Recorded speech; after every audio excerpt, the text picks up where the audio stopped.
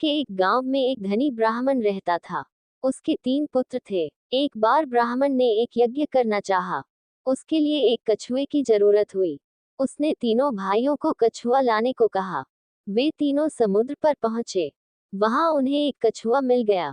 बड़े ने कहा, मैं भोजनचंग हूँ, इसलिए कछुए को नहीं छूऊंगा। मझला बोला, मैं नारीचंग हूँ, मैं नहीं ले जाऊंगा। सबसे छोटा बोल, मैं शयाचंग हूँ, सो मैं नहीं ले जाऊंगा।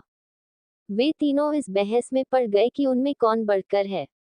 जब वे आपस में इसका फैसला न कर सके तो राजा के पास पहुंचे। राजा ने कहा, आप लोग रुकें, मैं तीनों की अलग अलग जांच करूंगा। इसके बाद राजा ने बढ़िया भोजन तैयार कराया और तीनों खाने बैठे। सबसे बड़े ने कहा, मैं खाना नहीं खाऊंगा, इसमें मुर्दे की गंध आती है। वह उठकर चला। राजा ने पता लगाया तो मालूम हुआ कि वह भोजन शमशान के पास के खेत का बना था। राजा ने कहा, तुम सचमुच भोजनचंग हो, तुम्हें भोजन की पहचान है।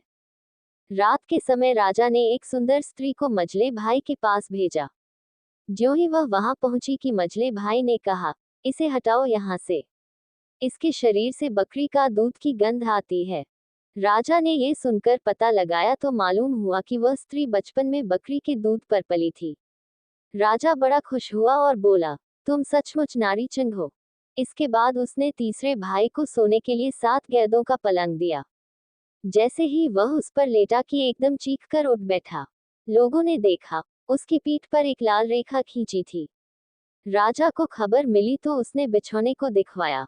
7 गैदों के नीचे उसमें एक बाल निकला। उसी से उसकी पीठ पर लाल लकीर हो गई थी। राजा को बड़ा अचरज हुआ। उसने तीनों को 1-1 लाख अशर्फियां दी। अब वे तीनों कछुए को ले जाना भूल गए, वहीं आनंद से रहने लगे। हे राजा, तुम बताओ, उन तीनों में से बढ़कर कौन था? राजा ने कहा, मेरे विचार से सबसे बढ़कर शयाचंग था, क्योंकि उसकी पीठ पर बाल का निशान दिखाई दिया और ढूंढने पर बिस्तर में बाल पाया भी गया। बाकी 2 के बारे में तो ये कहा जा सकता है कि उन्होंने किसी से पूछकर जान लिया होगा।